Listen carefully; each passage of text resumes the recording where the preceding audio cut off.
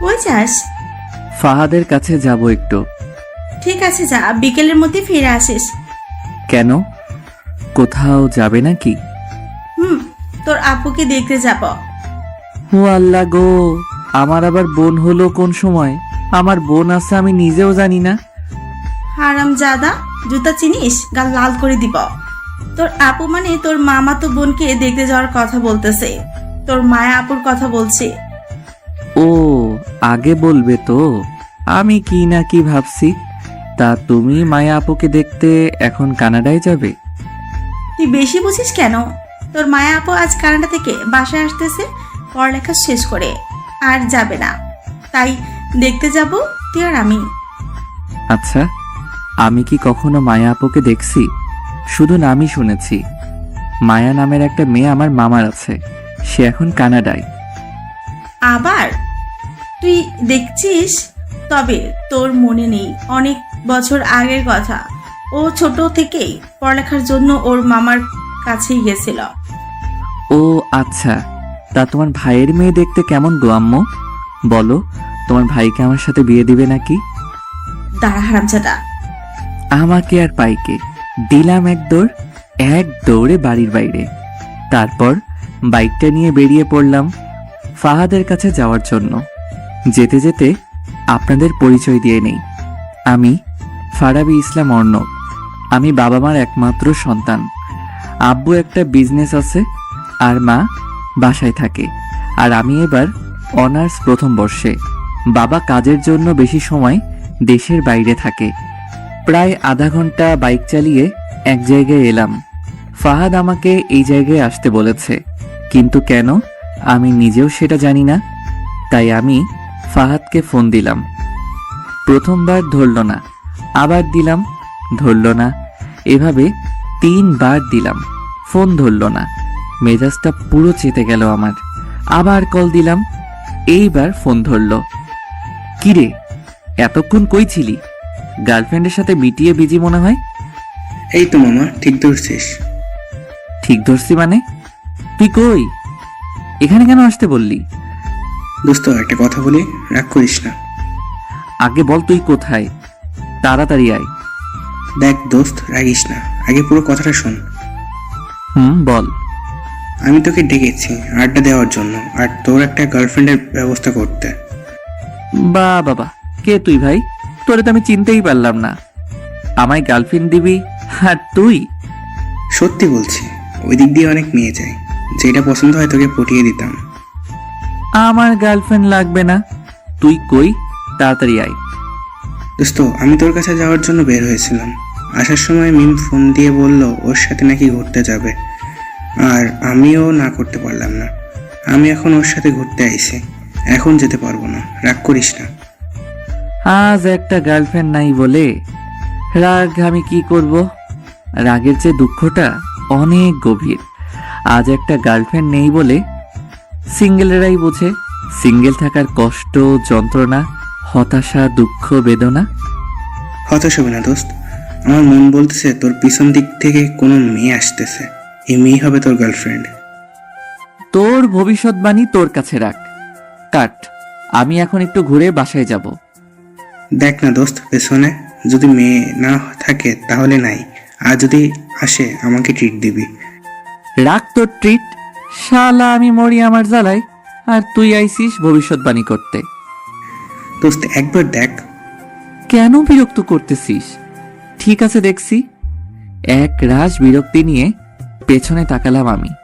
পেছনে তাকাতেই দেখলাম একটা মেয়ে আমার দিকে আসতেছে। দেখতে তো মাশাআল্লাহ পরীর মতো। প্রথম দেখাই ক্রাশ বাস সব একসাথে খেয়ে গেলাম। ফাহাদের কথা মানতে হবে। এদিকে ফাহাদ ফোনে হ্যালো হ্যালো করতেই আছে, আমার সেদিকে কোনো হুঁশ নেই। আমি শুধু ক্রাশকে দেখেই যাচ্ছি। কিছু না বলে ফোনটা কেটে দিলাম আমি মেয়েটার দিকে অপলক তাকিয়ে আছি। মেয়েটা কখন যে আমার সামনে চলে এলো জানতেই পারলাম না। মেয়েটা আমার সামনে এসে বলল, আমাকে একটু রাইড শেয়ার করবেন? মেয়েটির কথায় আমার হুঁশ ফিরে। কাছে থেকে মেয়েটাকে দেখতে আরো সুন্দর লাগছে। মনে হচ্ছে এক্ষুনি কাজী অফিসে নিয়ে যাই। তারপর আমি বললাম, কি বললেন? শুনতে পাইনি। আমাকে একটু রাইড শেয়ার করবেন? মেয়েটি হয়তো ভাবছে আমি রাইড শেয়ার করি, কারণ আমি একটা হেলমেট পরে আছি আর একটা এক্সট্রা আছে। ফাহাদের জন্য এনেছিলাম। যাই, মেয়েটা থাকে কোথায় আর পরিচিত হতে পারবো। আমার মনে তো লাড্ডু ফুটছে। তখন আমি বললাম, জি অবশ্যই। কোথায় যাবেন? চলুন, আমি রাস্তা দেখিয়ে দিচ্ছি। ঠিক আছে, চলুন। তারপর মেয়েটি বাইকে উঠল। আমি হেলমেটটা দিলাম, মেয়েটিও পরে নিল। তারপর আমি চালাতে লাগলাম। এক অসাধারণ মুহূর্ত আমার জন্য। জীবনের প্রথম আমার বাইকের পেছনে কোনো সুন্দরী রমণী। আমি বাইকটা আস্তে চালাতে লাগলাম, কারণ যত আস্তে যাব তত বেশি সময় ক্রাশের সাথে থাকতে পারবো। আর একটু ভদ্র সাজারও কিছু আছে না? যাই হোক, মেয়েটির সাথে কথা বলতে হবে। কোনো কিছু বলতে যাব, তার আগেই মেয়েটি বলল, দাঁড়ান, আমি নামবো। কেন? এখানেই বাসা নাকি আপনার? না। তাহলে কেন নামবেন? এটা কি বাইক চালাচ্ছেন?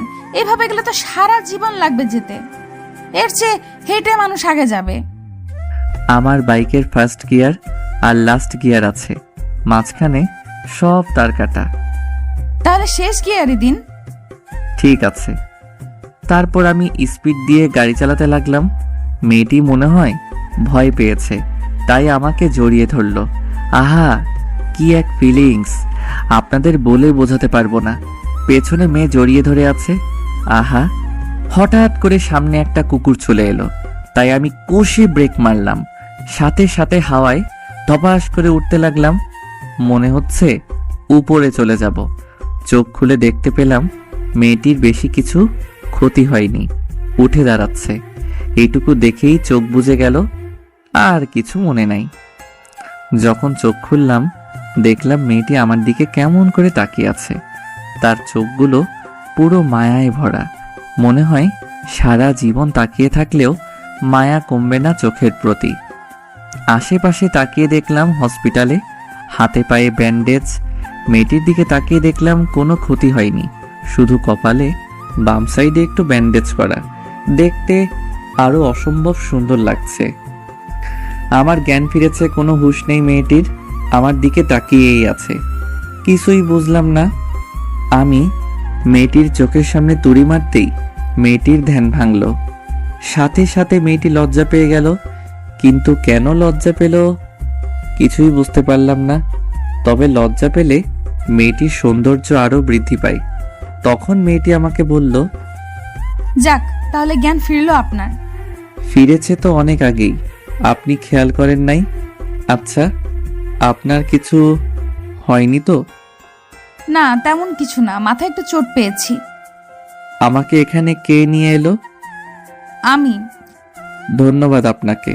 আর সরি, আমার জন্য আপনার যাওয়াও হলো না, আবার ব্যথাও পেলেন। সমস্যা নাই, ওটা একটা দুর্ঘটনা। আপনার বাসার নাম্বার দিন, আসতে বলি। বাসায় ফোন দিলে আবার আম্মু শুরু করে দিবে।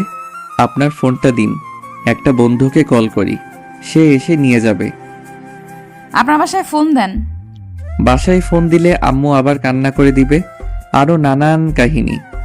ঠিক আছে। তারপর আমি ফোনটা নিলাম, ফাহাদকে কল দিলাম। প্রথমবার রিসিভ করলো না, আবার দিলাম। এবার রিসিভ করে বলল, আসসালামু আলাইকুম, কে বলছেন? ওয়ালাইকুম আসসালাম। আমিটা কে? আমি অর্ণব। তুই কি এখনো গার্লফ্রেন্ডের সাথে আছিস নাকি? না, বাসায়। তুই কই আছিস? তোর আম্মু ফোন দিয়ে বলতেছে আছিস নাকি তুই? কোথায় যেন যাওয়ার কথা ছিল? তোর আম্মু চোটে আছে খুব। আমি হাসপাতালে আরাম করে ঘুমিয়ে আছি। মজা করতেছিস? না, আমি সত্যি হসপিটালে বাইক নিয়ে অ্যাক্সিডেন্ট করেছি। দোস্ত, তুই ঠিক আছিস তো? তোর কিছু হয় নাই তো?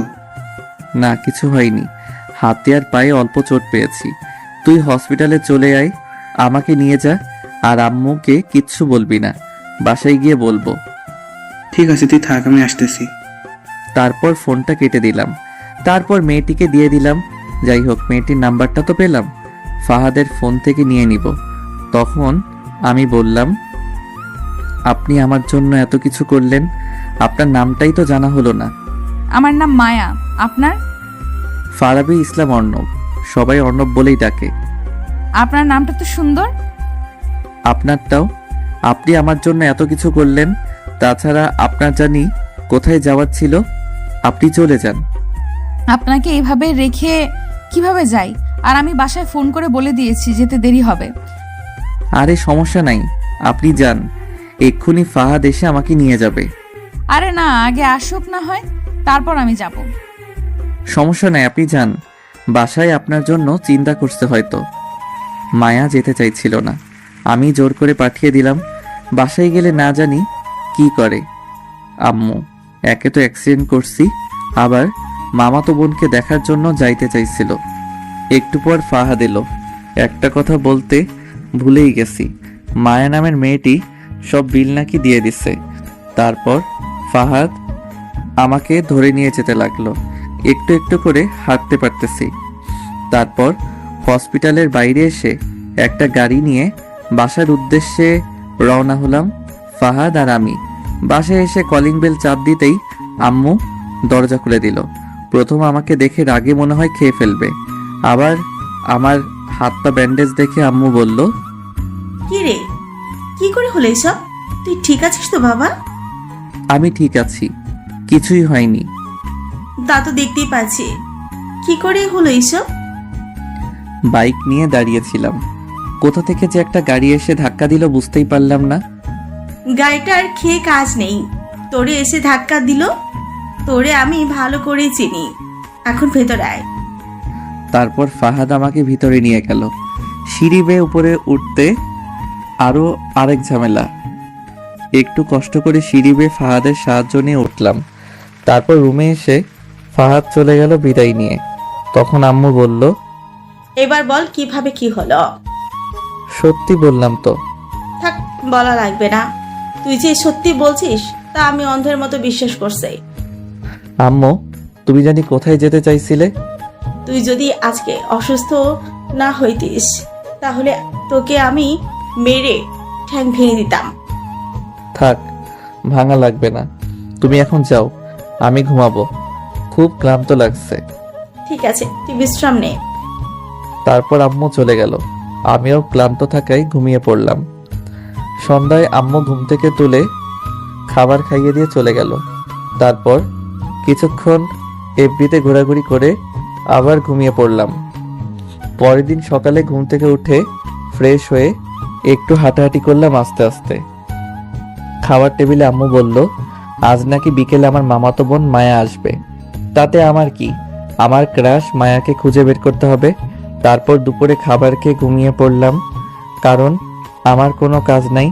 আম্মু বাইরেও যেতে দিল না আজকে, বিকেলে ঘুমিয়ে আছি। এমন সময় দেখলাম মায়া নামের মেয়েটি আমার মাথার পাশে বসে আছে। এই মেয়ে তো যেখানে যাই সেখানেই দেখতে পাই। স্বপ্ন ভেবে নিজে নিজে বললাম, মাই ক্রাশ মায়া, তোমায় অনেক অনেক ভালোবেসে ফেলেছি। যেখানেই যাই তোমাকেই দেখতে পাই, তোমার ওই চোখের চাহনিতে আবদ্ধ আমি। অনেক অনেক ভালোবাসি, ঘুমাতে গেলেও শান্তি নেই। যেখানেই যাই তোমাকেই দেখতে পাই, খুব ভালোবেসে ফেলেছি। কথাগুলো বলে দেখলাম স্বপ্নে আমার ক্রাশ চলে যাচ্ছে। স্বপ্নে ভেবেই দিলাম হাত ধরে টান, সাথে সাথে আমার বুকে এসে আছড়ে পড়ল। আহা, স্বপ্ন হলেও অনুভূতি অন্যরকম। আমার ক্রাশ জোর করছে, আমি ছাড়ছি না। এমন সময় গালে ঠাস ঠাস করে দুইটা পাপ্পি পড়ে গেল। স্বপ্ন হলেও এত জোরে লাগে নাকি? গাল পুরো লাল হয়ে গেছে। লাফ মেরে বিছানা থেকে উঠে পড়লাম। দেখলাম আমার ক্রাশ মায়া দাঁড়িয়ে আছে। এটা কি সত্যি? তাই চোখগুলো ভালো করে ডলে নিলাম। তাকিয়ে দেখি সামনে মায়া দাঁড়িয়ে আছে। আমার বিশ্বাস হচ্ছে না। একটা চিমনি কাটলাম হাতে, আমার ব্যথা পেলাম। তার মানে সামনে সত্যি সত্যি মায়া। তাকে দেখে আমি বললাম, আপনি এখানে কি করছেন আর কোথা থেকে এলেন? এমন সময় আম্মু রুমে এলো। এসে মায়াকে দেখিয়ে বলল, এটাই হচ্ছে তোর মামাতো বোন মায়া। এটা বলে আম্মু মায়া আপুকে নিয়ে চলে গেল। তার মানে এই মায়াই আমার সেই মামাতো বোন মায়া আপু, আমার থেকে সিনিয়র। এতক্ষণ আমার পাশে মায়া আপুই ছিল। আমি সত্যিই তাকে জড়িয়ে ধরেছিলাম, আরও অনেক কথা বলেছি। মায়া আপুকে জড়িয়ে ধরার কারণে আমাকে চড় মারল। আমার সব শেষ। আমি এখন মায়া আপুর সামনে যাব কিভাবে? তাকে জড়িয়ে ধরেছিল, স্বপ্ন ভেবে বাস্তবে। যাই হোক, হাতের শক্তি আছে বলতে হবে। গালটা এখনো ব্যথা করছে। মায়া আপু আমার মাথার পাশে বসে কি করছিল? আমার দিকে কেন গালে হাত দিয়ে তাকিয়েছিল? নানা প্রশ্ন আর অনুভূতি নিয়ে ওয়াশরুমে চলে গেলাম ফ্রেশ হতে। ফ্রেশ হয়ে বাইরে বের হয়ে দেখলাম মায়া আপু বিছানায় বসে পা দোলাচ্ছে। মায়া আপুর দিকে তাকাতেই লজ্জা লাগছে, তাই আমি বললাম, সরি আপু, ইচ্ছে করে কিছু করিনি, তখন স্বপ্ন ভেবে জড়িয়ে ধরেছিলাম। ঠিক আছে, আর যে কথাগুলো বলছিলি সেগুলো কি হলো বল? কথাগুলো কি সত্যি সত্যি আমাকে বলেছিলি? স্বপ্নে তোমাকে ভেবে ওই কথাগুলো বলেছিলাম। আমি তোর থেকে অনেক বড়, আর কোনো কথা নাই। একদিনে দেখেই ভালোবাসা হয়ে গেল? ভালোবাসা তো কোনো বয়স মানে না, আর ভালোবাসা কখনো বলে কয়ে আসে না। সেটাও যে কোনো সময়, যেখানে সেখানে হয়ে যায়। আমিও তোমায় প্রথম দেখায় ভালোবেসে ফেলেছি। মায়া আপু কোনো কথা না বলে চলে গেল। আমি মায়া আপুকে ভালোবাসি। যে করেই হোক মায়া আপুর মুখ থেকে শুনতে হবে আমায় ভালোবাসে কিনা। ভালোবাসুক আর নাই বাসুক, তোমায় আমি ছাড়ছি না। মাই ক্রাশ। রাত্রে ডিনার করে ঘুমিয়ে পড়লাম। মায়া আপু কয়েকদিন থাকবে আমাদের এখানে। যে করেই হোক এই কয়েকদিনে রাজি করাতে হবে। সকালে ঘুম থেকে উঠে একটু হাঁটাহাঁটি করলাম। অনেক দিন হলো সকালে ঘুম থেকে উঠি না। সকালের পরিবেশটাই মুগ্ধকর, তাই একটু ছাদে গেলাম। ছাদে গিয়ে দেখলাম ক্রাশ মানে মায়া আপু দাঁড়িয়ে আছে। আমি মায়া আপুকে গিয়ে বললাম, আপু এত সকাল সকাল কি করছো এখানে? আমি সকালেই ঘুম থেকে উঠি। ও আমার উত্তরটা কি দিবে না? কিসের উত্তর? আমি যে তোমাকে ভালোবাসি। দেখ অর্ণব, তুই আমার থেকে ছোট, এটা সম্ভব না। আমি তোকে ভালোবাসতে পারবো না। তুমি চাইলেই সম্ভব, আর কেন আমাকে ভালোবাসতে পারবে না? এই কথা আর আমার সামনে বলবি না। এই বলে মায়া আপু চলে যাচ্ছিল। আমি পেছন থেকে হাতটা টেনে ধরলাম। ঠাস ঠাস করে দুইটা পড়ে গেল আমার গালে, তারপর চলে গেল। এই মেয়ে এত মারে কেন কথায় কথায়? গালটা লাল করে দিল। তারপর আমি কিছুক্ষণ ছাদে সময় কাটিয়ে চলে এলাম। তারপর নাস্তা করে বাইরে এলাম বন্ধুদের সাথে আড্ডা দিতে। আড্ডা দিতে দিতে প্রায় বিকেল হয়ে গেল, তাই বাসার উদ্দেশ্যে রওনা হলাম। আসার সময় কয়েকটা গোলাপ ফুল আর আইসক্রিম নিলাম মায়া আপুর জন্য। বাসায় এসে মায়া আপুর রুমে গেলাম, দেখলাম নাই। তারপর ছাদে গেলাম, দেখলাম দোলনায় বসে আছে। আমি ফুলগুলো এগিয়ে দিয়ে বললাম, এই নাও প্রিয়, এগুলো তোমার জন্য। লাগবে না আমার। নাও না। জোর করে ধরিয়ে দিলাম। সাথে সাথে মায়া আপু সেগুলো ফেলে দিল। আমার মনটা একটু খারাপ হয়ে গেল। তারপর আমি বললাম, কি হলো, এত কষ্ট করে আনলাম, ফেলে দিলে কেন? দরকার নেই আমার। এমন কেন করো? একটু ভালোভাবে তো কথা বলতে পারো। ভালোবাসি আমি তোমাকে, কেন বোঝো না?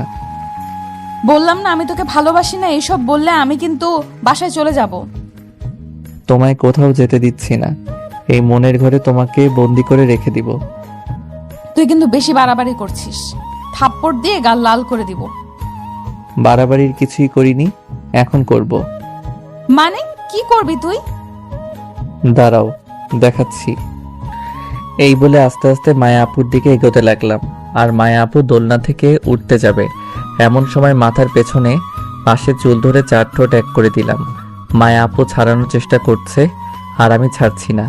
কি এক অনুভূতি! এই প্রথম কোনো নারীকে কিস করলাম আমি। শরীরে এক অজানা শিহরণ বয়ে যাচ্ছে। প্রায় 5 মিনিট পর ছেড়ে দিলাম, আর মায়া আপু দোলনায় ধপ করে বসে পড়ল। তারপর আমাকে চড় মারার জন্য হাত উঠালো। আমি হাত ধরে দিলাম এক টান, সাথে সাথে আমার বুকে এসে পড়ল। অনেক ছাড়ানোর চেষ্টা করছে, তাই আমি আবার চার ঠোঁট এক করে দিলাম। প্রায় 2 মিনিট পর ছেড়ে দিলাম।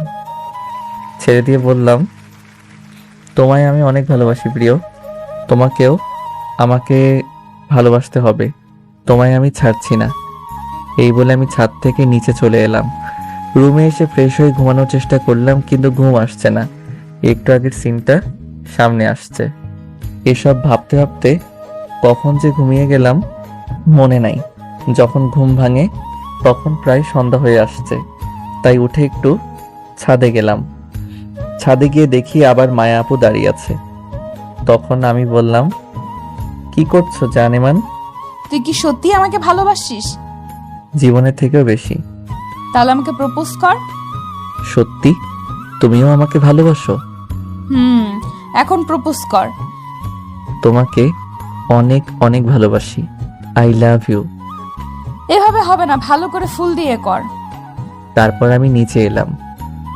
আমার মনে মনে তো লাড্ডু ফুটছে, মায়া আপু আমাকে ভালোবাসবে, তাও আবার এত তাড়াতাড়ি। আমি বাগানে এসে একটা ফুল নিয়ে চলে গেলাম। মায়া আপুর কাছে গিয়ে ফুলটা এগিয়ে দিয়ে হাঁটু গেড়ে বসে বললাম, জীবনে কাউকে ভালোবাসিনি, তুমি আমার প্রথম ভালোবাসা, তুমি আমার প্রথম অনুভূতি। অন্য প্রেমিকদের মতো আমি ঠিকঠাক মতো আমি প্রপোজ জানি না, তবে আমি তোমাকে চাই। আমার এলোমেলো জীবনে প্রথম প্রণয় তুমি মায়া, আমার জীবনের সুখ তারা তুমি মায়া, আমার জীবনের বাঁচা মরার জন্য পয়েন্ট তুমি মায়া। অবশেষে একটা কথাই বলতে চাই, ভালোবাসি, বড্ড ভালোবাসি তোমায়, অনেক অনেক ভালোবাসি। I love you. মায়া আপু ফুলটা নিল।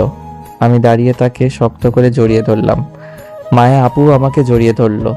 তারপর কিছু সময় ছাদে কাটিয়ে চলে এলাম আমি। রাত্রে ডিনারের সময় পায়ে সুরসুরি দিতে লাগলাম আমি মায়া আপুর। মায়া আপু আমার দিকে রাগী দৃষ্টিতে তাকিয়ে আছে, তবু আমি সুরসুরি দিতে লাগলাম। এবার দিল জোরে একটা পাড়া, সাথে সাথে চিৎকার করে উঠলাম। আমার চিৎকার দেখে আম্মু বলল, কি হলো, চিৎকার দিলি কেন? কিছু না, টেবিলের ভেতর দিয়ে মনে হয় বিড়াল গেল, পায়ে লাগলো তো তাই ভয় পেয়ে চিৎকার দিলাম। যত সব, বিড়াল দেখে কেউ এভাবে চিৎকার দেয়? আমি দেই। তোর প্যাচাল বাদ দিয়ে খা এখন। মায়া আপুর দিকে তাকিয়ে দেখি মুচকি মুচকি হাসছে, মনে হচ্ছে দেই একটা। তারপর খাওয়া দাওয়া করে রুমে চলে এলাম। রাত্রে মায়া আপুকে কল দিলাম। নাম্বারটা আম্মুর ফোন থেকে নিয়েছি।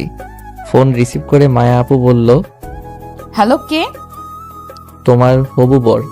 কানের নিচে এমন দিব না তোর পাগলামি বের হয়ে যাবে, রাখ। রাগ করো কেন? আমি অর্ণব। ও, তুমি আগে বলবে তো, বলো কি বলবে। একটু ছাদে এসো না। না, এখন এত রাতে আমি যেতে পারবো না।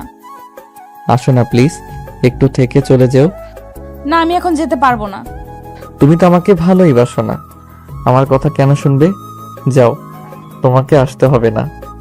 আমার বাবুটা রাগ করে। ঠিক আছে, যাচ্ছি। তারপর মায়া আপু ফোনটা কেটে দিল। আমি কথা বলতে বলতে ছাদে চলে এসেছি। 2-3 মিনিট পর মায়া আপু এলো। এসে আমাকে বলল, কি হলো, এত রাতে ছাদে আসতে বললে কেন?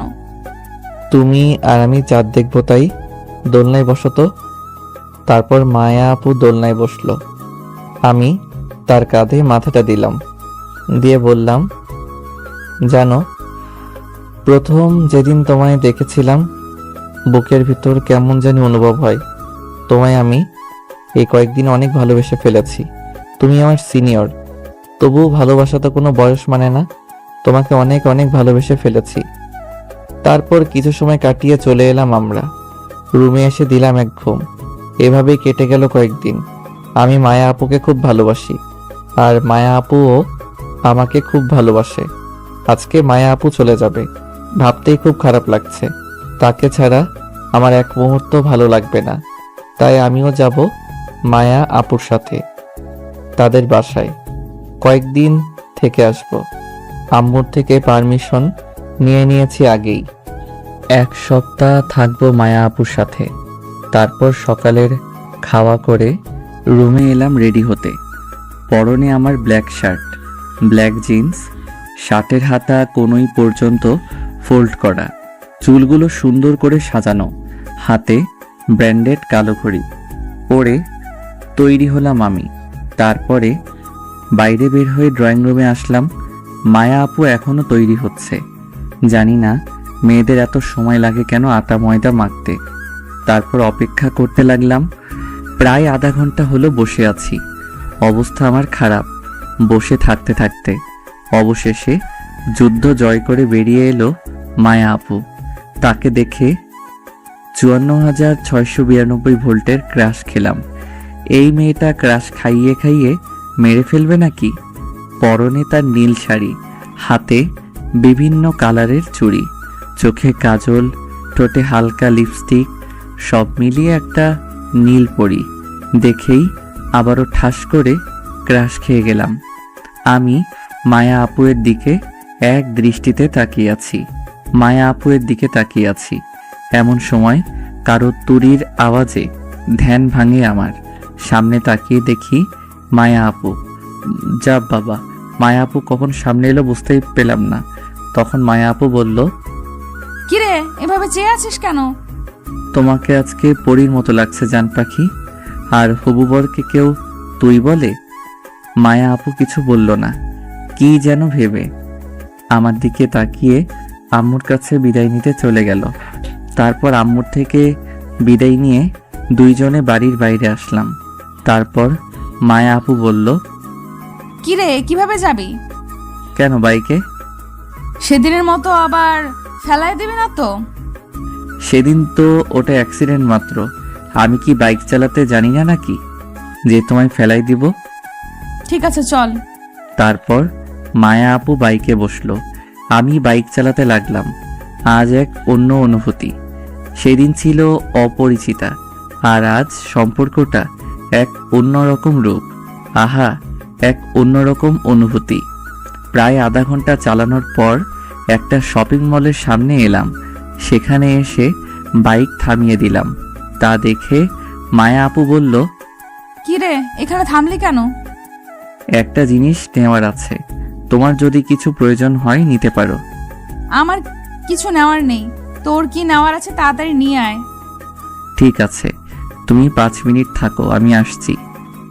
তারপর আমি শপিং মলে প্রবেশ করলাম।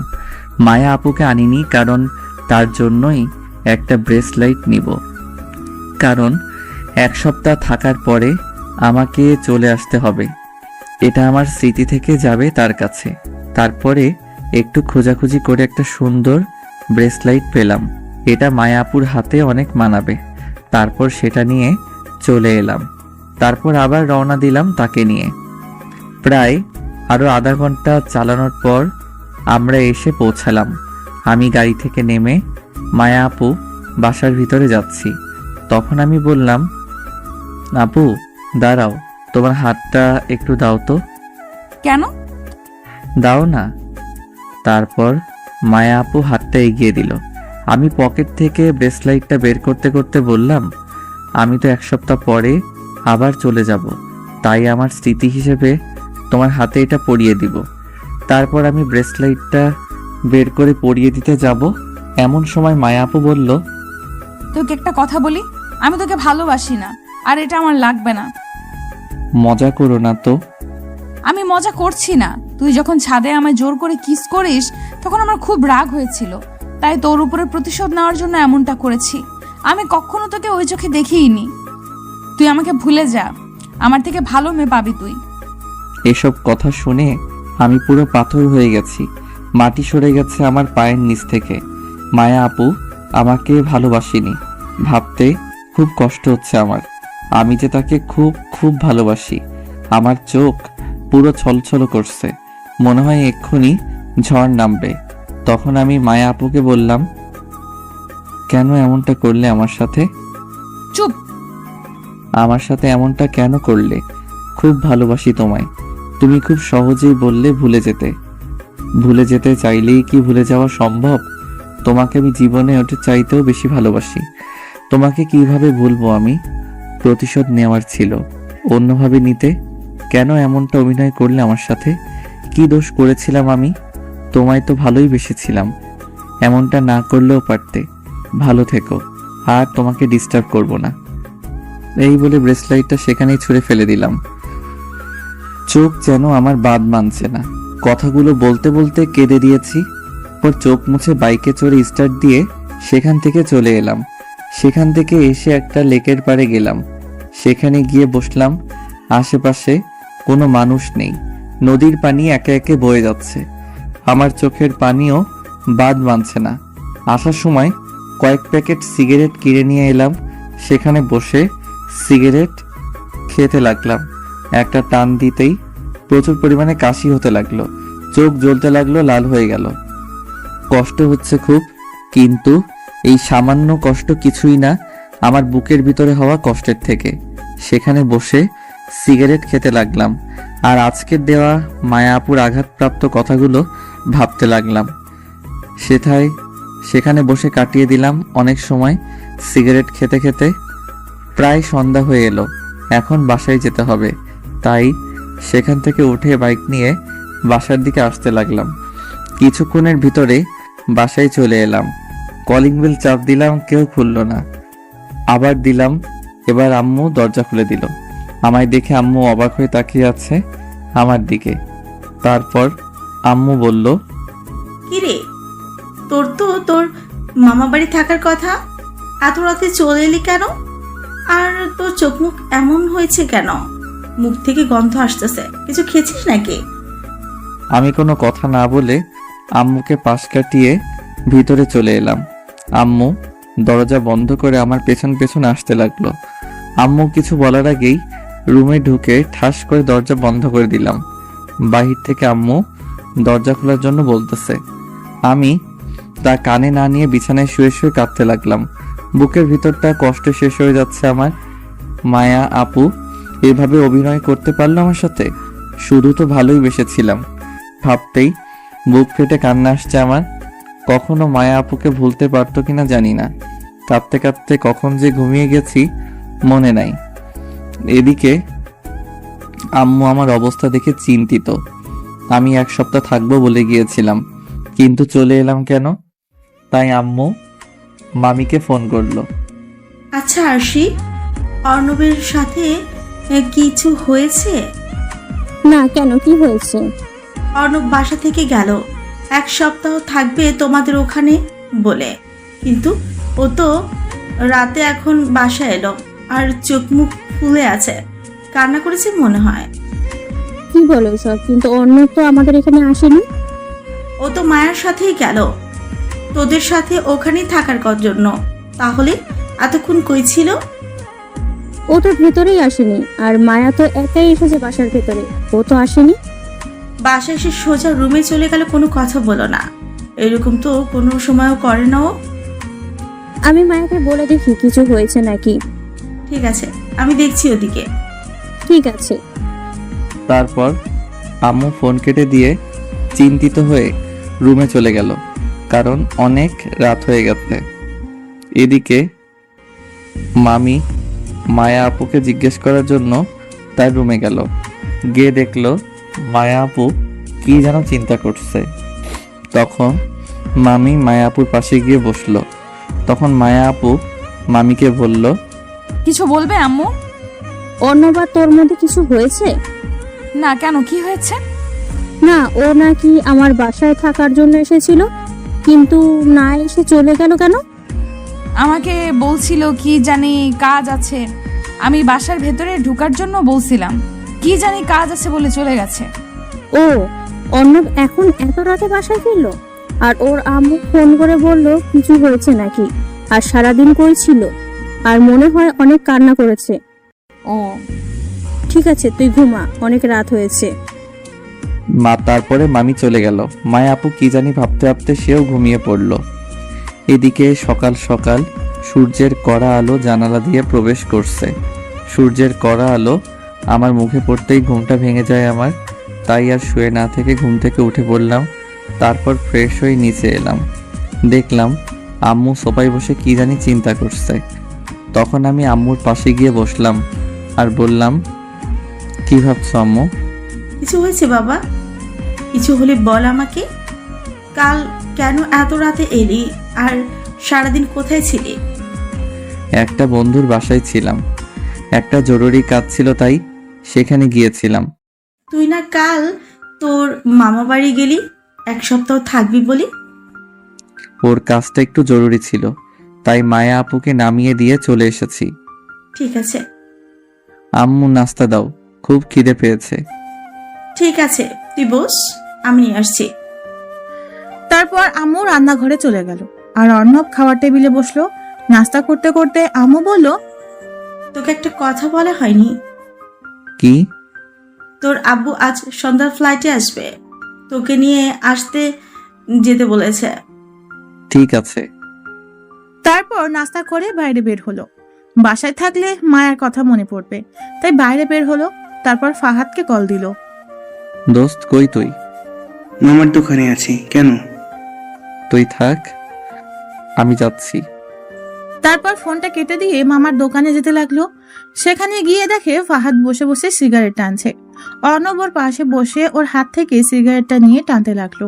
আর ফাহাদ অর্ণবের দিকে অবাক হয়ে তাকিয়ে আছে। অর্ণব ওর তাকিয়ে থাকা দেখে বলল, কি রে, এইভাবে তাকিয়ে আছিস কেন? তুই কে বলতো? মজা করিস না তো এখন। আমি তো আমার চোখকে বিশ্বাস করতে পারছি না। যেখানে তুই আমাকে সিগারেট খেতে বারণ করতি, আর আজ সেখানে তুই সিগারেট খাচ্ছিস। খাচ্ছি, কষ্ট দূর করার জন্য খেতে হয়।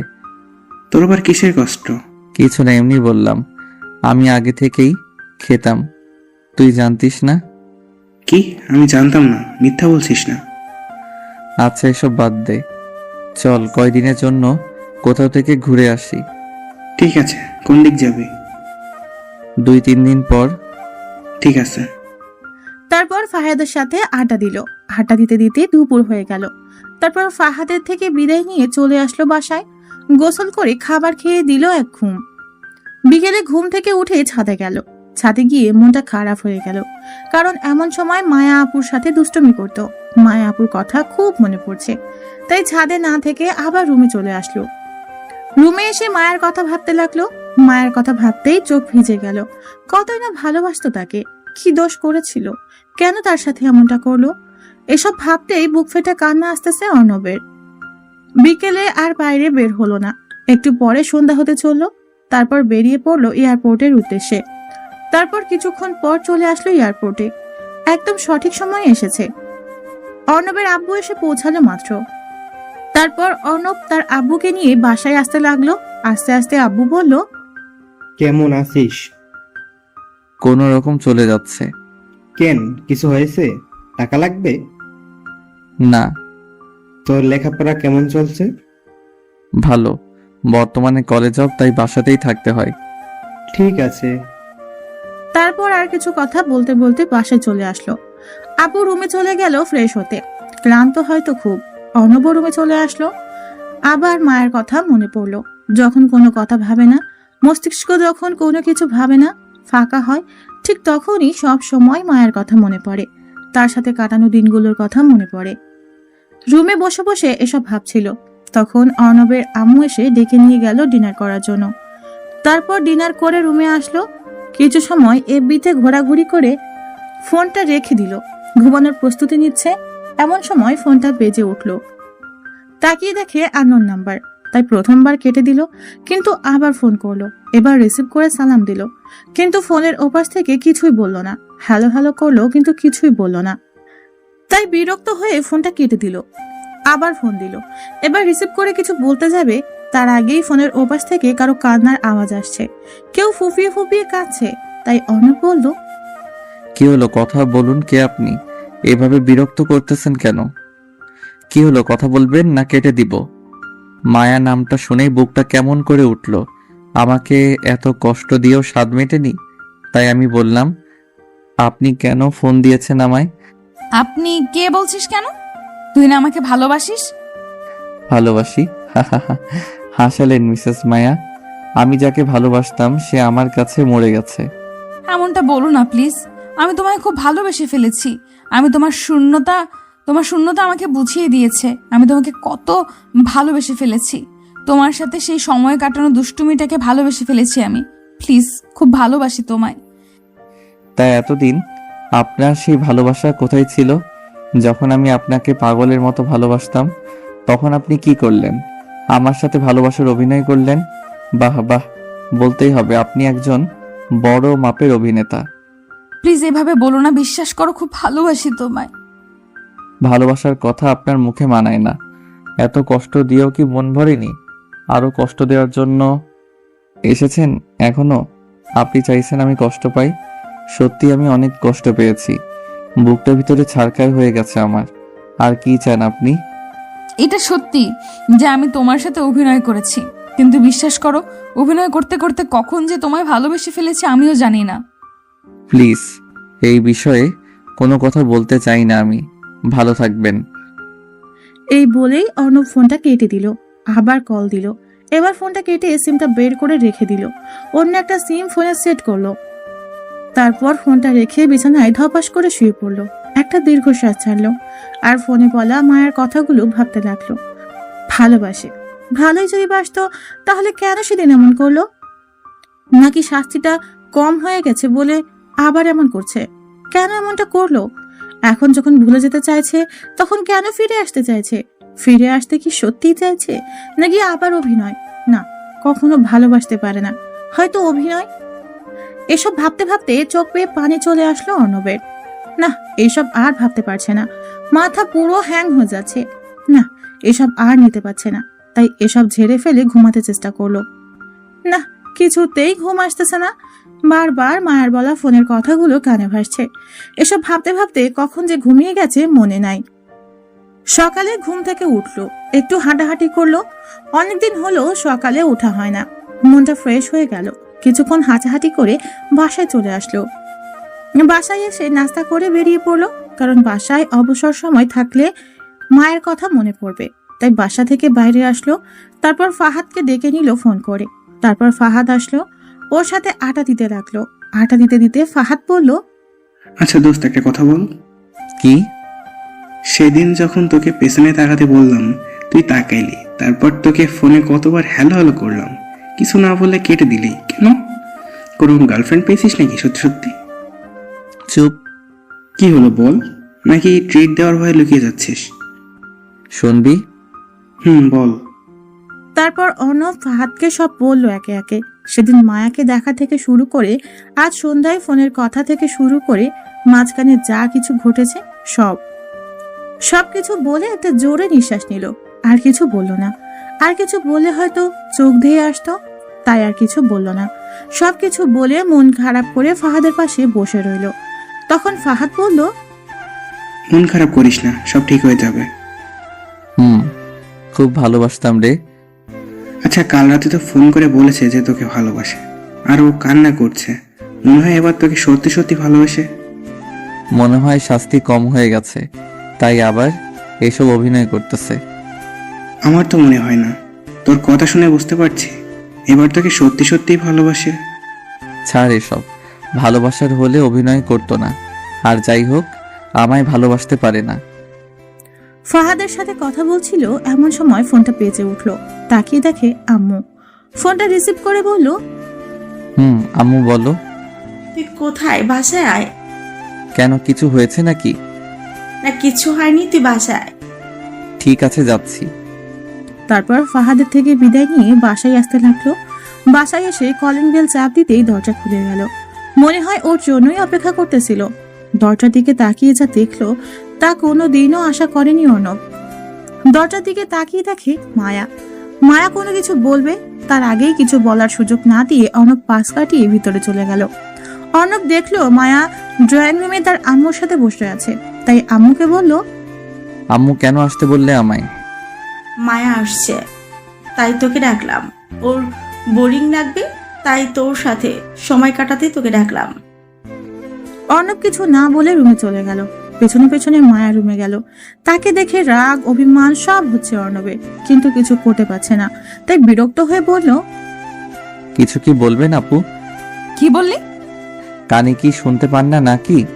বললাম আপনার কিছু বলার থাকলে বলেন আপু, না হলে আমি এখন ঘুমাবো। কি বললি? আমি তোর আপু হই? আপু হয়তো কি, আপনি আমার মামাতো আদরের সিনিয়র বোন। তো আপু হয়তো কি বলবো? এভাবে কথা বলছিস কেন? তো কিভাবে কথা বলবো? ভালোবেসেও তো কথা বলতে পারিস। আমি এর চেয়ে বেশি ভালো করে কথা বলতে পারি না। আর ভালোবাসার কথা বলছেন, সেটা কবেই উঠে গেছে আমার জীবন থেকে। আমি আবার ঠিক করে দিব আমার ভালোবাসা দিয়ে। আপনার ভালোবাসা। হাসালেন তো মিসেস মায়া, আপনি তো অভিনয় সেরা। সত্যি অসাধারণ আপনার অভিনয়। আপনাকে তো পুরস্কার দেওয়া উচিত। এইভাবে বলো না, আমার খুব কষ্ট হয়। আপনার তো কষ্ট হওয়ার কথা না, আপনার তো আনন্দ হওয়ার কথা। হাজার হোক, প্রতিশোধ নিতে পেরেছেন, তা আবার কি মনে করে আসলেন? প্রতিশোধ কি কম হয়ে গেছে নাকি? প্লিজ এইভাবে বলো না, বিশ্বাস করো আমি তোমাকে অনেক ভালোবাসি। তুমি এমনভাবে বলো না, খুব কষ্ট হয় আমার। তা এতদিন এই আপনার ভালোবাসা কোথায় ছিল? তখন কি ঘুমিয়েছিল নাকি? এখন জেগে উঠেছে ভালোভাবে শাস্তি দেওয়ার জন্য? বিশ্বাস করো, তোমার সেই দুষ্টুমি আর ভালোবাসার অভিনয় করতে করতে ভালোবেসে ফেলেছি, আমি নিজেও জানি না। খুব ভালোবেসে ফেলেছি। আর একটা সুযোগ দাও আমাকে। আমি আর দ্বিতীয়বার কোনো বেঈমানকে সুযোগ দিতে পারবো না। আপনার প্রতি যতটা ভালোবেসেছিলাম আমি, আজ ঠিক ততটাই ঘৃণা করি আমি আপনাকে। সব ঘৃণা দূর করে দিব আমার ভালোবাসা দিয়ে। খুব ভালোবাসি তোমায়। এসব কথা আর আমি শুনতে চাই না। রুম থেকে বেরিয়ে যান বলছি। আমার কথাটা তো বেরিয়ে যান বলছি, কখনো আমার রুমে যেন না দেখি। মায়া কিছু না বলে রুম থেকে চলে গেল। কি বলবে, হয়তো বা আর কিছুই বলার ছিল না। তারপর অর্ণব ধপাস করে বিছানায় পড়ে গেল। কেন ওর সাথে সবসময় এমনটা হয়? অভিনয় তো করলো, তাহলে আবার কেন ফিরে আসলো? আবার কি চায়? নাকি সত্যিই ভালোবাসে? এরকম হাজারো চিন্তা মাথায় নিয়ে ঘুমিয়ে পড়লো। সন্ধ্যায় ঘুম ভাঙলো আম্মুটাকে। তারপর ফ্রেশ হয়ে ডিনার করতে আসলো। আব্বু, আম্মু আর মায়া বসে আছে। অর্ণব গিয়ে তাদের সাথে যোগ দিল। মায়া অর্ণবের সামনে চেয়ারে বসে আছে। অর্ণবের দিকে কেমন করে তাকিয়ে আছে।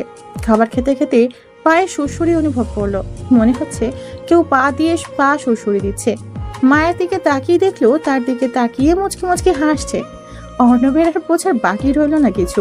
কোনো রকমে খাওয়া শেষ করে রুমে চলে আসলে পুরো সময় পায়ে সুরসুরি দিয়েছে, কিন্তু কিছুই বলতে পারলো না। রুমে এসে শুয়ে পড়লো। প্রতিদিন রুমের দরজা খুলে দিয়ে ঘুমায়, আজও তার ব্যতিক্রম না। রুমের দরজা লক না করেই শুয়ে পড়লো। ঘুম আসতেছে না। বারবার মায়ের কথাগুলো মনে পড়ছে। একটা সুযোগ দাও, খুব ভালোবাসি তোমায়। এসব হাজারো কথা কানের কাছে এসে মিছিল শুরু করেছে। এসব ভাবতে ভাবতে কখন যে ঘুমিয়ে গেছে মনে নাই। সকাল সকাল কিছু ভারী অনুভব করলো বুকে, তাই ঘুমটা ভেঙে গেল। তাকিয়ে দেখে একটা মেয়ে শুয়ে আছে তার উপর। তার চুলগুলো সারা মুখে ছড়িয়ে আছে। এক অদ্ভুত ঘ্রাণ, নেশা চড়ানো মাতাল হওয়ার মতো ঘ্রাণ। মনে হচ্ছে সেই ঘ্রাণে মাতাল হয়ে যাবে। মেয়েটির চুলগুলো সরালো মুখ থেকে। তারপর চুলগুলো তার মুখ থেকে সরাতেই প্রচন্ড রাগ হতে লাগলো। মায়া শুয়ে আছে ওর উপর। ধাক্কা দিয়ে সরিয়ে দিল। ধাক্কা দেওয়াতে মায়া ঘুম থেকে উঠে গেল। অর্ণব প্রচন্ড রাগ নিয়ে তাকিয়ে আছে। মায়া কিছু না বলে লজ্জা পেয়ে চলে গেল। মাথায় কিছুই আসতেছে না। যাকে এত দূরে সরানোর চেষ্টা করছে সেও দূরে সরিয়ে দিয়েছে। তাহলে আজ কেন এমন করছে? অর্ণবও ঘুম থেকে উঠে পড়ায় আর ঘুমালো না। ফ্রেশ হতে ওয়াশরুমে চলে গেল। আয়নার দিকে তাকাতেই আউ চমকে উঠল নিজের দিকে তাকিয়ে। এটাকে সারা মুখে লিপস্টিকের বন্যা বয়ে গেছে। এবার অনেক রাগ হলো। নিজের চুল নিজেই ছিঁড়তে হচ্ছে। রুমের দরজা খুলে রেখে ঘুমানোটাই ভুল হয়েছে। তারপর ফ্রেশ হয়ে ছাদে গেল। ছাদে গিয়ে দেখে মায়া ছাদের এক সাইডে উদাস হয়ে আকাশের দিকে তাকিয়ে আছে। তাই অর্ণব সেখান থেকে চলে আসতে যাবে, এমন সময় পিছন থেকে মায়া বলল, আমি তোর কাছে এতটাই ঘৃণার হয়ে গেছি যে আমি এখানে আছি বলে থাকা যাবে না। মায়ার কথায় অর্ণব কেমন যেন একটা ফিল অনুভব করলো। তাই সেখান থেকে গেল না, ছাদের একপাশে গিয়ে দাঁড়িয়ে রইল। এমন সময় পিছন থেকে মায়া জড়িয়ে ধরলো। অর্ণব এক ঝটকায় সরিয়ে দিল। কোনো কথা না বলে সেখান থেকে চলে আসতে যাবে, এমন সময় মায়া পিছন থেকে অর্ণবের হাত টেনে ধরে বলল, প্লিজ অর্ণব, আমাকে বোঝার চেষ্টা করো। সত্যিই আমি তোকে অনেক ভালোবাসি। যখন আমি এখান থেকে গেলাম একটা দিন আমি শান্তিতে ঘুমোতে পারিনি। সব সময় সবখানে শুধু তোর কথাই মনে পড়ে। তোর সাথে থাকতে থাকতে তোর দুষ্টুমিগুলোকে খুব মিস করি। অনেক অনেক ভালোবাসি তোমায়। আপনার বলা শেষ হলে বলেন, আমি যাই। সত্যি তোকে অনেক অনেক ভালোবাসি। তোকে ছাড়া আমার এই জীবন অসম্পূর্ণ রয়ে যাবে। তোকে ছাড়া আমি থাকতে পারবো না, মরে যাব। তো জান না মরে, আমি বাধা করেছি নাকি? এই কথা বলতে পারলি? ঠিক আছে, আর কোনো দিন তোর সামনে আমায় দেখবি না, চলে যাব অনেক দূরে, বাঁচবো না আমি তোকে ছাড়া। এই বলে মায়া কাঁদতে কাঁদতে দৌড়ে নিচে চলে গেল। অর্ণব ছাদেই দাঁড়িয়ে ভাবতে লাগলো, আর একটা সুযোগ তো দেওয়াই যায়। যদি সত্যি সত্যিই কিছু করে ফেলে তাহলে নিজেকে ক্ষমা করতে পারবে না, না আর দূরে সরিয়ে রাখবে না, নিজের খোঁজ নেবে। এই ভেবে নিচে নামতে যাবে, এমন সময় নিচ থেকে আম্মু চিৎকার করে উঠলো। এটা শুনে অর্ণব এক দৌড়ে নিচে চলে আসলো। নিচে এসে স্তব্ধ হয়ে গেল।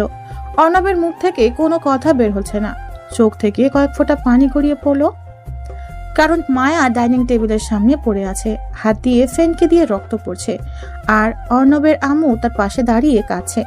অর্ণব কোনো কথা না বলে তাড়াতাড়ি কোলে তুলে নিল। একটা গাড়ি নিয়ে সোজা হাসপাতালে চলে আসলো। তারপর ডাক্তার মায়াকে নিয়ে ভেতরে গেল। অর্ণব বাইরে দাঁড়িয়ে কাছে, আম্মুকে সাথে নিয়ে আসেনি। একটু পর আম্মু এসেই ঠাস ঠাস করে দুইটা চড় মেরে দিল অর্ণবের গালে। অর্ণব কি দোষ করলো আর কেনই বা মারলো কিছুই বুঝতে পারলো না। অর্ণব তার আম্মুর দিকে অবাক হয়ে তাকিয়ে আছে। তখন আম্মু অর্ণবকে বলল, মেয়েটা তোকে কত ভালোবাসতো, মানি সে একটা ভুল করেছে, মানুষ মাত্রই তো ভুল। জানিস মেয়েটা আমার কাছে সেদিন এসে কত কান্না করেছে, তোকে কতটা ভালোবাসে মেয়েটা তুই জানিস। আমি তখন তাকে বললাম আগে ওর অভিমান ভাঙা, বাকিটা আমরা দেখছি। জানিস সেদিন মেয়েটা আমার কাছে কত কান্নাকাটি করেছে। আজ তোর জন্য মেয়েটার এই অবস্থা। ওর যদি কিছু হয়ে যায় কোনোদিন ক্ষমা করব তোকে আমি। বলেই আম্মু কেঁদে দিল। অর্ণব আম্মুকে জড়িয়ে ধরে কেঁদে দিল। কেঁদে কেঁদে বলল, কিচ্ছু হবে না দেখিস, দোয়া কর যেন কিছু না হয়। অর্ণবের মাথায় হাত বুলিয়ে দিয়ে কথাটা বলল আম্মু। তারপর কিছুক্ষণ পর ডাক্তার বের হয়ে আসলো। ডাক্তারকে বের হতে দেখে সাথে সাথে অর্ণব ডাক্তারের কাছে গিয়ে বলল, ডাক্তার সাহেব, মায়ার কিছু হয়নি তো? ও ঠিক হয়ে যাবে তো? আমার রক্ত এ পজিটিভ ডাক্তার, যত খুশি রক্ত নিন প্লিজ, মায়া আপুকে সুস্থ করে দিন।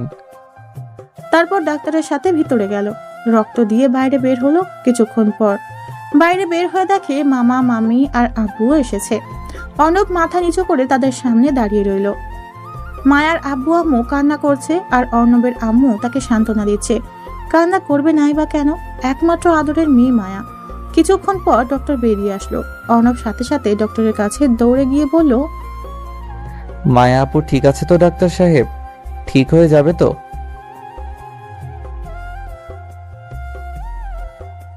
অর্ণব ডক্টরের কথা শুনে একটা দীর্ঘশ্বাস ফেলল। প্রাণ ফিরে এলো এতক্ষণে। তারপর কিছুক্ষণ পর মায়াকে বেডে শিফট করা হলো। সবাই গেল দেখতে, অর্ণব গেল না। কিছুক্ষণ পর সবাই বেরিয়ে আসলো। তারপর অর্ণব ভিতরে গেল। মায়া অর্ণবের দিকে তাকিয়ে আছে, চোখ থেকে পানি পড়ছে তার। কাছে গিয়েই ঠাস ঠাস করে দুইটা চড় মেরে দিল অর্ণব। মায়া তার দিকে অবাক হয়ে তাকিয়ে আছে, চোখ থেকে অঝোর ধারায় বৃষ্টি নামছে। এই অবস্থায় মায়াকে দেখতে কলিজা ছিঁড়ে যাচ্ছে অর্ণবের। সাথে সাথে অর্ণব মায়াকে বুকে জড়িয়ে নিল। মায়া অর্ণবের বুকেই কাঁদতে কাঁদতে বলল, মারতেই তো পারিস, আর তো কিছু পারিস না, আর তো কিছু বুঝিস না। মারবো না, তুমি কি বাচ্চা নাকি? আমি রাগের মাথায় ওসব বলেছি, তাই বলে তুমি, তোমার যদি কিছু হয়ে যেত কি নিয়ে বাঁচতাম আমি? তুই তো এটাই চেয়েছিলি, তাই এমন করেছি। আবার মার খাবে বলে দিলাম। আমি তো এসব এমনি এমনি অভিমান করে বলেছিলাম, তাই বলে তুমি এসব করবে? তখন অনেক কষ্ট হয়েছিল আমার, তাই এমন করেছি। তোমার কষ্টটাই দেখলে, আমারটা দেখলে না। সেই সময় কত কষ্ট হয়েছিল আমার। আজ যদি তোমার কিছু হয়ে যেত তাহলে কি নিয়ে বাঁচতাম আমি? অনেক অনেক বেশি ভালোবাসি তোমায়। ভালোবাসতে হবে না তোকে, যা। এই বলে মায়া অভিমান করে অর্ণবকে দূরে সরিয়ে দিল। অর্ণবও মায়ের দিকে মুখ নিয়ে যেতে যেতে বলল, আমি তো আমার ভালোবাসা আদায় করে নিব। মানে? আর তুই এই দিকে মুখ নিয়ে? আর কিছু বলতে দিল না, চার ঠোঁট এক করে দিল। প্রথমে মায়া ছাড়ানোর চেষ্টা করলেও ছাড়ালো না, রেসপন্স দিতে লাগলো। পাক্কা 5 মিনিট পর ছেড়ে দিল। তখন মায়া লজ্জা পেয়ে অর্ণবের বুকে মুখ লুকালো। হাসপাতালে কিছুক্ষণ থাকার পর মায়াকে বাসায় নিয়ে আসলো। খুব ক্লান্ত থাকায় মায়া বাসায় এসে ঘুমিয়ে পড়ল। প্রায় সন্ধ্যার সময় ঘুম ভাঙলো। ফ্রেশ হয়ে নিচে এসে দেখে মামা মামি আর আব্বু আম্মু খাবার টেবিলে বসে কি যেন কথা বলতেছে। মায়াকে দেখছে না। নিচে নামার পর আম্মু বলল মায়াকে ডেকে নিয়ে আসতে। তাই আবার উপরে গেল মায়ের রুমের সামনে।